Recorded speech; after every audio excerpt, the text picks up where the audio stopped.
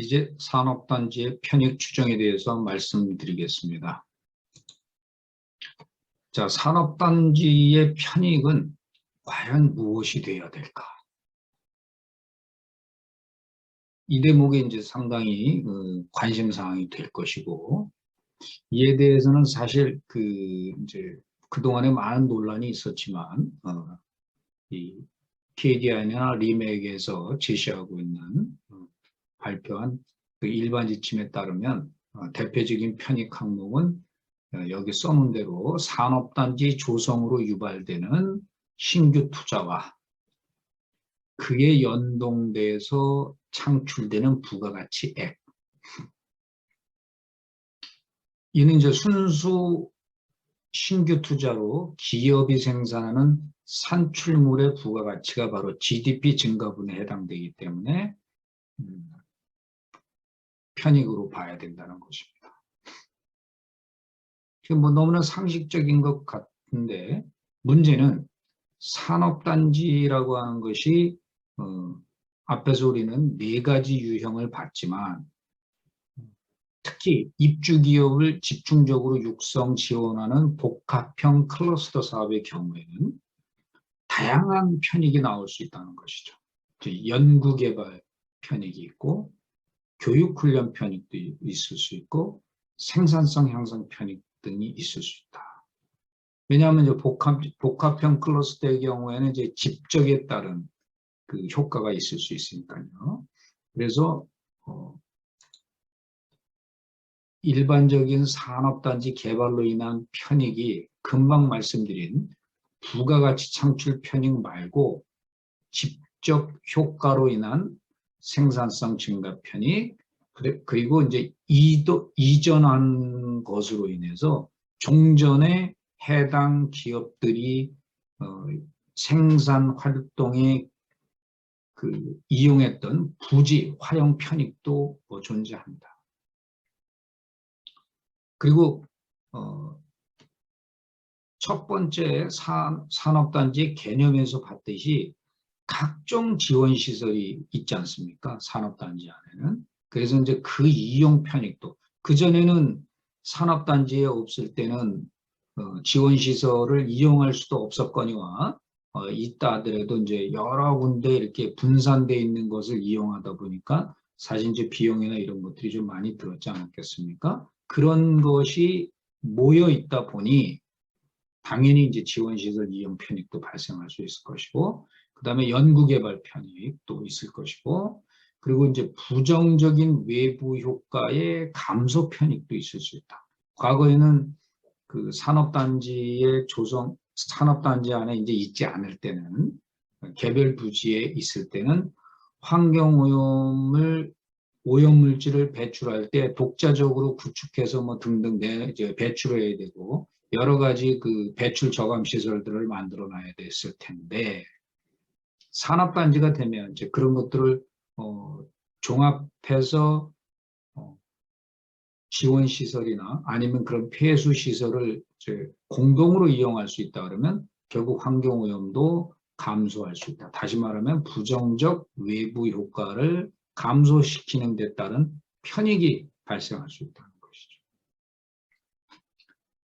자, 그래서 크게 보면 이제 부가가치 창출 편익, 그거는 이제 이미 말씀드린 대표적인 편익이라고 이미 앞에서 말씀드렸고, 그 다음에 이제 집적 효과 관련된 것이 있고, 그리고 이제 집적 효과하고 직간접적으로 관련이 되지만 지원시설의 이용 편익이나 등등 산업단지로 인한 편익이 있을 수 있습니다.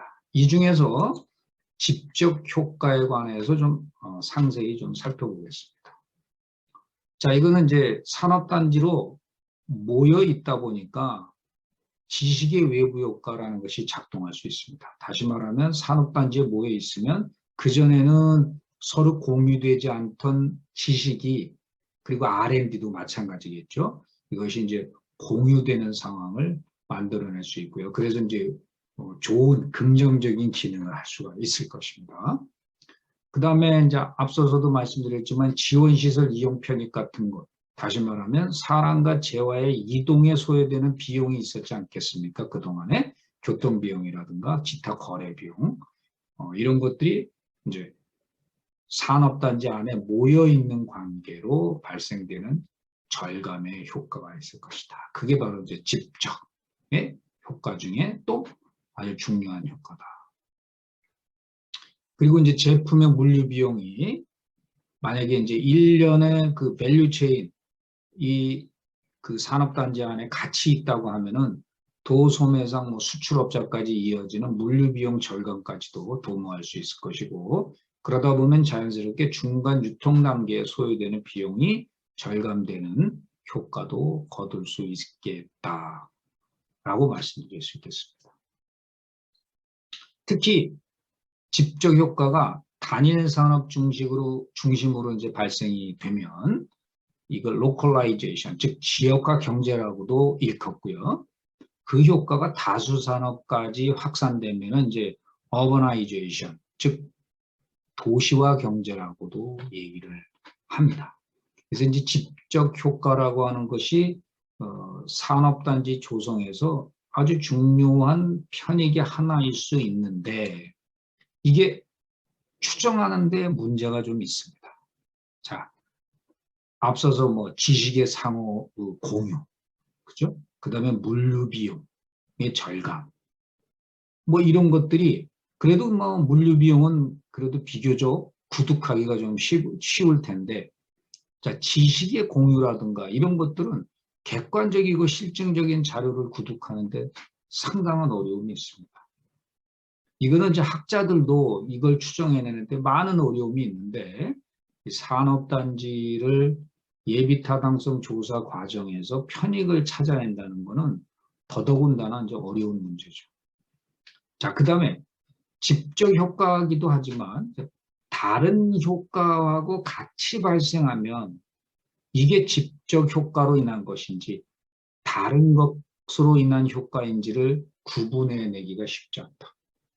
따라서 집적 효과로 인한 편익을 추정할 때 이런 것들이 구분이 쉽지 않기 때문에 과대 추정 가능성이 항상 존재한다. 그 다음에 또 하나는 사실은 이제 이게 아주 결정적일 수 있는데, 집적 효과라고 하는 것이 산업단지에 입주하는 초기부터 사업 종료 때까지 계속 발생한다고 가정하는 것은 비현실적이다.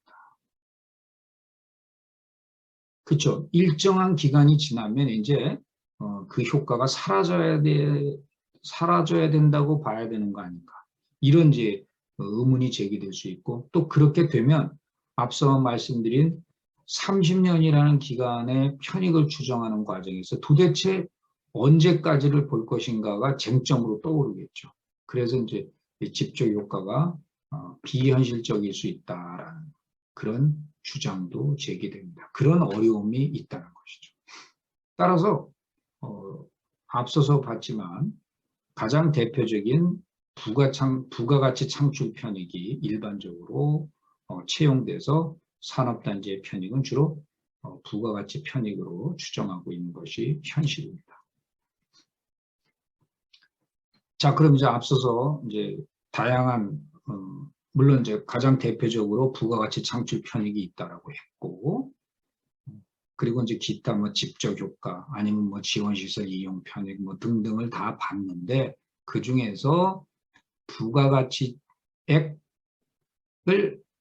대표적인 산업단지의 편익이라고 보고 그걸 추정하는 것이 일반적이다.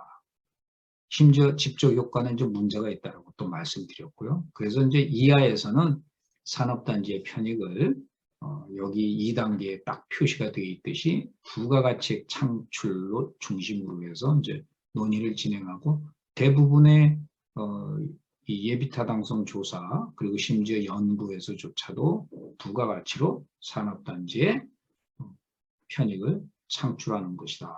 다시 현실이다라는 것을 염두에 두시고 이 내용을 쭉 같이 들어주셨으면 좋겠습니다. 자, 편익 추정 절차는 이제 한 5단계 정도로 구분할 수 있는데요. 뭐 이제 그 지침에 따라서는 6단계로 얘기하는 경우도 있습니다. 그건 이제 제가 이어서 이제 왜 6단계 되는지는 이제 설명을 또 드리겠습니다. 자, 첫 번째 단계는 이제 단위 면적당, 즉 산업단지에 입주했을 때 해당 업종, 해당 기업이 경제활동, 즉 생산활동에 사용하고 있는 단위 면적당 매출액이 도대체 얼마일까를 추정한다. 매출액이 나와야 부가가치액이 나올 수 있는 것이죠. 물론 매출액 없이 바로 부가가치액을 산출할 수도 있겠죠. 데이터만 있다면. 그러나 일반적으로 매출액이 있고 거기에 부가가치율을 곱해서 부가가치액을 산출하기 때문에 1단계, 2단계를 구분해서 설명드리고 있습니다. 그 다음에 이제 세 번째가 신규 투자액. 요거 이제 앞에서 설문조사할 때 이제 아주 중요하다고 말씀을 드렸었죠. 현재 경제활동을 영위하고 있는 기업이 조성하려고 하는 산업단지에 이전하려고 하거나 단순히 이전을 하면 생산 시설만 옮겨오는 것이지 않습니까? 그러면 상식적으로 부가가치 창출이라는 게 발생하지 않겠죠. 왜냐하면 그대로 옮겨가는 거니까. 자, 그런데 산업단지에 편익을 계산할 때 그대로 옮겨가는 거는 신규 투자가 아니니, 그러면 산업단지가 예비타당성 조사의 조사 결과 통과되려면 확장, 그러니까 기존의 기업들이 가지고 있는 생산활동 그 면적 말고 그거보다 추가로 더 확대해서 여기 새로 조성하려고 하는 산업단지에 추가로 생산 설비를 투자하는 경우가 확장일 것이고, 아니면 이제 기존의 생산 그 설비 말고 별도로 신규로 추가로가 아니라 신규로 아예 이제 미래에 이제 전망이 밝다. 그럼 우리는 이제 생산 설비를 더 만들어야 되겠다라고 하는 그런 신규 투자의 경우, 바로 이제 이 두 가지 경우가 신규 투자에 해당이 될 텐데, 이걸 또 산출하는 절차가 필요하고, 이거를 이제 세 번째로 언급을 하겠습니다. 그다음에 이제 가동률이라는 게 있습니다. 그러니까 산업단지에 입주하면, 자, 우리들이 이제 흔한 말로 100% 공장을 다 돌리지 않을 수, 돌리면 가장 이상적인 것이죠. 그런데 그렇지 못하다는 거죠. 그래서 일반적으로 가동률이 이제 중요한 또 변수가 됩니다. 그러니까 진정한 의미의 부가가치 창출액을 구해내려면 이제 네 번째로 유효 가동률이라는 것을 산출할 필요가 있다. 마지막 이제 이 1, 2, 특히 이제 2, 3, 4단계를 이용해서 최종 편익을 계산해서 이제 30년이라는 기간 동안에 산업단지 조성으로 인한 편익을 계산해서 제시합니다. 이런 5단계로 편익 추정 절차를 살펴보겠습니다. 자, 이제 이어서 이제 이런 단계별로 이제 설명을 제가 드리겠습니다. 자, 앞서서 제가 5단계 말고 6단계라고도 말씀드렸는데요. 그 6단계의 첫 번째가, 저는 여기서 이제 전제라고 표시를 했는데요. 입주 예상 업종을 선정하는 단계가 우선 선행돼야 됩니다. 그래서 이제 엄밀하게는 이거를 1단계라고 보는 이제 지침도 있는데요. 뭐 6단계냐 5단계인가가 무슨 의미가 있겠습니까? 이제 순서대로만 찾아 내려가면 되는 것이니까요. 자, 그래서 입주 예상 업종의 선정을 좀 먼저 살펴보겠습니다. 그러니까 산업단지에 입주할 것으로 예상되는 기업이 어디 산업에 속하는지, 어디 업종에 속하는지의 그 비중을 결정하는 단계입니다. 자, 이거는 가장 널리 쓰이는 방법이 설문조사라 했으니 설문조사를 중심으로 해서 이제 설명을 드리겠는데요. 설문조사에 의해서 선정을 합니다. 그리고 아니면은 이제 인근 산업단지 또는 해당 지역의 업종을 이용하는 방법도 있습니다. 아니면 산업단지를 조성했으면 하는 기관이나 지방자치단체가 있지 않습니까? 그럼 이제 그 기관에서 산업단지 조성을 위해서 실시한 설문조사 결과를 이용하는 경우도 있습니다. 그런데 만약에 특정 산업 육성을 목적으로 하는 산업단지일 경우에는 기업들이 속한 업종과 통계청 산업분류 업종을 연계하는 것이 필요합니다. 자, 이런 이제 그 입주 예상 업종을 선정을 하고 나면 그 다음에 이제 말씀드린 대로 이제 단계별로 저는 이제 이 강의에서 5단계를 설명을 드리고자 하는데 첫 번째 단계가 바로 이제 단위 면적당 매출액입니다. 자, 이 매출액은 보통 산업단지의 경우에는 이제 제조업이 많으니까 광업 제조업 조사라는 그 통계청 발표 자료가 있습니다. 여기에 매출액 자료가 있는데 최근 3년 평균 자료를 소비자 물가 지수를 이용해서 기준연도 금액으로 환산을 해서 매출액을 산정을 합니다. 자, 그런데 이제 그 앞서 산업단지의 유형에서 봤듯이 농공단지라든가 아니면 뭐 일반 산업단지인데 특정 지역에만 특정 산업에만 이제 적용이 되는 거다. 그럼 이제 권역별로 또 매출액의 차이가 있을 수 있지 않습니까? 보통 광업제조업 조사 같은 경우에는 이제 전국 단위로 조사를 하는데 이걸 저 권역별로도 있으니 지역별 매출액 자료를 사용하면은 비교적 산업단지에 그 조성하려고 하는 산업단지, 즉 예비타당성 조사 대상이 되는 산업단지에 순수한 의미의 부가가치 창출액을 명확하게 정확하게 추정할 수 있겠죠. 그런 의미에서 권역별 차이를 반영하기 위해서 지역별 매출액 자료도 사용할 수 있다. 아니면 광업제조업 조사 말고 경제청 조사의 지역별, 업종별 평균 매출액도 사용하기도 합니다.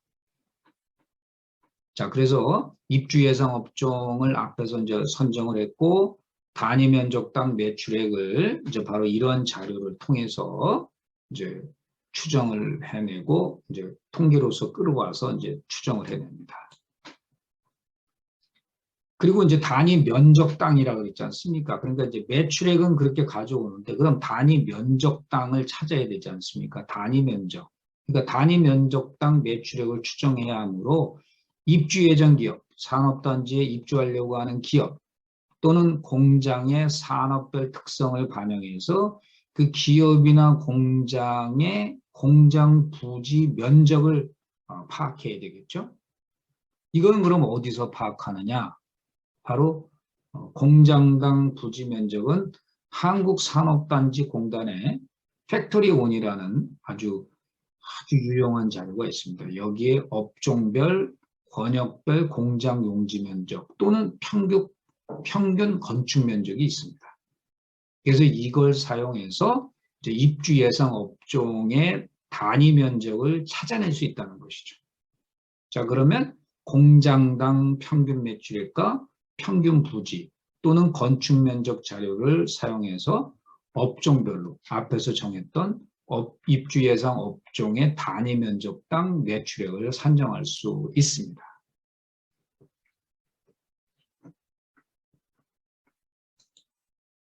자, 두 번째 단계, 이제 매출액이 추정이 됐습니까? 그것도 단위 면적당 매출액을 추정을 했습니다. 자, 그러면 이제 매출액을 이용해서 부가가치액을 추정해 내야 됩니다. 자, 이게 바로 이제 산업단지 편익에서 대표적인 편익이고 핵심이라고 그러지 않았습니까? 왜냐하면 부가가치가 산업단지, 조성하려고 하는 산업단지의 핵심 편익이기 때문에. 자, 이거는 이제 한국은행에서 기업경영 분석 자료를 공표하고 있습니다. 이 자료에 보면 각 업종별로 부가가치율 자료가 나옵니다. 특히 대기업, 중소기업, 그리고 대기업과 중소기업을 합한 종합이라는 단어로 구분해서 업종별 부가가치율 자료를 발표하고 있고요. 그래서 대표적으로 이제 가장 널리 쓰는 방법이 이거고요. 그 다음에는 이제 그 단위 면적당 매출액에 각 업종별 부가가치율이 또 있습니다. 그래서 이제 여기다가 곱하는 방식을 로 이제 활용하기도 합니다. 자, 그럼 부가가치는 뭐냐? 여기에는 이제 그 예를 들면 이제 100이라는 걸 생산을 했는데 이 100이라는 걸 생산하기 위해서 들어간 재료나 인건비, 즉 생산을 하기 위해서는 노동과 자본이 필요하지 않습니까? 그럼 이제 노동은 인건비일 거고 노동이 이제 인건비 또 자본도 있고요. 그죠? 그 다음에 이제 재료비 같은 게 또 있을 거 아닙니까? 그럼 이제 그런 것들이 다 이제 포함이 된 거를 빼고 이걸 이제 중간 투입물이라 그러고 그럼 이제 최종 생산물에서 중간 투입물을 뺀 그게 바로 부가가치인데 그거는 결국 뭐냐? 자, 자본을 댄 사람들이 가져가는 돈, 그게 영업잉여입니다. 그 다음에 노동을 제공한 근로자들에게 주는 돈, 인건비. 그 다음에 자본을 꿔준 사람들에게 주는 금융비용. 그죠? 그 다음에 세금도 내고. 그리고 또 자본이라고 하는 거, 예를 들면 대표적인 시설, 설비 같은 것들은 매년 감가상각이 되지 않습니까? 그럼 이제 그것도 비용으로 봐야 되니까. 그것도 부가가치의 일종으로 봐서 영업잉여, 인건비, 금융비용, 조세금과 감가상각 이런 걸로 구성이 되고 한국은행의 기업경영 분석에서 이런 자료들을 조사를 합니다. 자, 그런데 일반적으로 이렇게 부가가치의 구성 요소 중에서 영업잉여와 인건비 항목만을 반영하는 것이 가장 널리 쓰이고 있는 거고요. 조세 공과는 이전 지출, 그러니까 조세는 공과금은 뭐예요? 결국 기업에게서 정부로 주머니만 바뀌는 거니까 이전 지출에 해당되고 그 다음에 감가상각은 비용으로 봐서 제외하는 것이 이제 일반적입니다. 그래서 부가가치 중에서는 부가가치는 이런 세부 항목으로 구성이 되긴 하나 영업잉여와 인건비 항목만을 반영하는 것이 일반적이다. 자, 그 다음에 이제 세 번째 단계는 이제 신규 투자액을 산출하는 거다. 이게 이제 가장 이제 핵심이라고 말씀드렸죠. 산업용지 부지, 즉 조성하려고 하는 산업단지 안에 있는 부지에 입주하려고 하는 전체 기업 중에서 이전 투자에 해당되는 거는 제외를 하고 이전 투자에 그 본 사업이 시행되지 않을 경우에 만약에 이제 그 예비 타당성 조사에 통과하지 못해서 만약에 이 산업단지 조성 사업이 이제 그 예산을 확보하지 못해서 이제 결국 조성을 하지 못한다. 그러면 투자를 포기하는 기업, 요거를 순수 투자 비율로 산정한다는 뜻입니다. 무슨 얘기냐면요. 단순히 이전하는 게 아니라 이전을 하는 거는 이제 원래 신규 투자에서 배제한다고 했지 않습니까? 그런데 이제 추가, 확장을 하거나 신규로 하나 더 만들겠다고 했는데 이 산업단지가 생길 경우에 그렇게 하겠다고 의사결정을 한 거고 그렇게 계획을 한 거지 않습니까? 그런데 만약에 이전하려고 하는 산업단지의 조성사업이 이행이 안 된다면, 실행이 안 된다면 나는 그냥 포기하겠다. 그럴 때 진정한 의미의 신규 투자라고 봐야 된다. 바로 이제 그 대목을 유의해서 좀 기억해 주셨으면 좋겠습니다. 자, 그래서 이제 사례를 좀 한번 살펴보려고 합니다. 어떤 의미인지. 자, 첫 번째 사례는 이제 산업단지 입주 의향이 있다고 조사된 기업 수가 이제 100개. 이제 계산하기 편하게 이제 한번 사례를 이렇게 들어본 겁니다. 100개고요.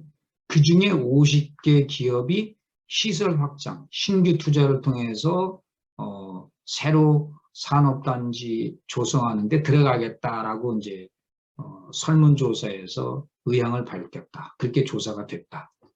그런데 50개 기업 중에서 산업단지가 조성되지 않아. 다시 말하면 실패해가지고 실행이 되지 않으면 이전 계획을 포기하겠다라고 응답한, 요거는 이제 반드시 설문조사에서 묻게 돼 있기 때문에 응답한 기업이 25개다.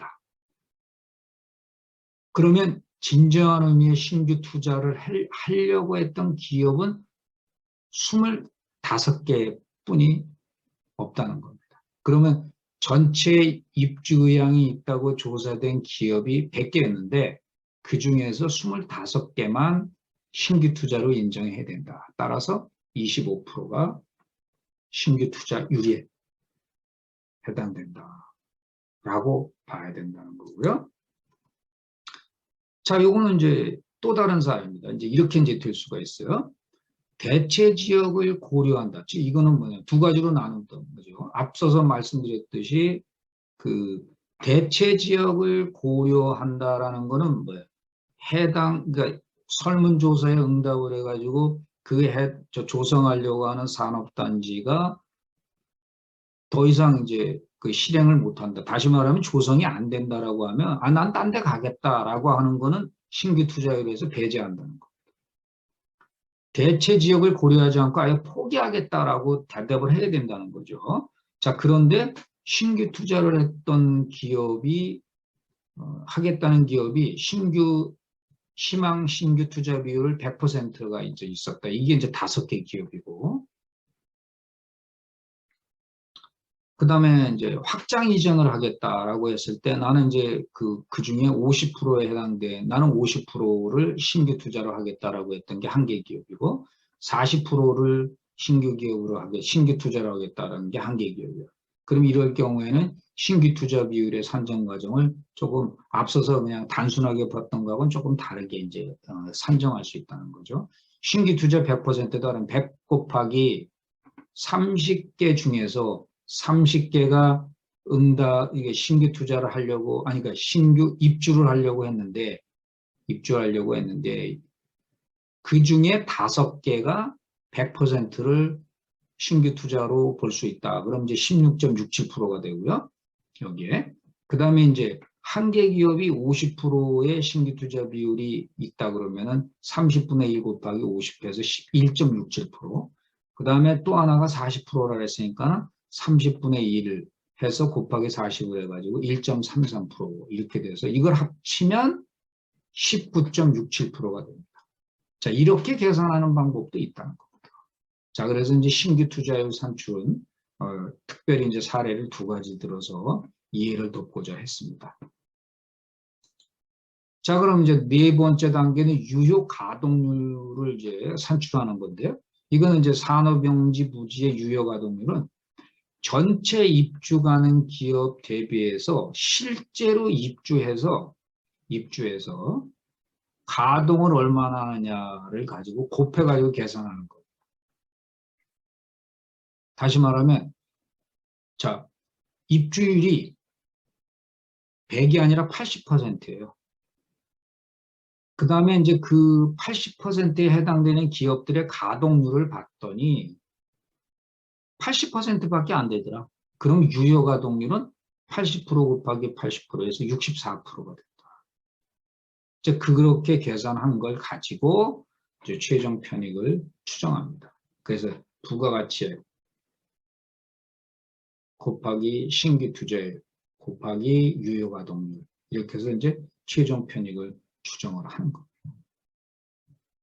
지금까지 이제 산업단지 편익의 추정 절차를 입주 예상 업종을 선정하는 전제로부터 5가지 단계로 이제 살펴봤습니다.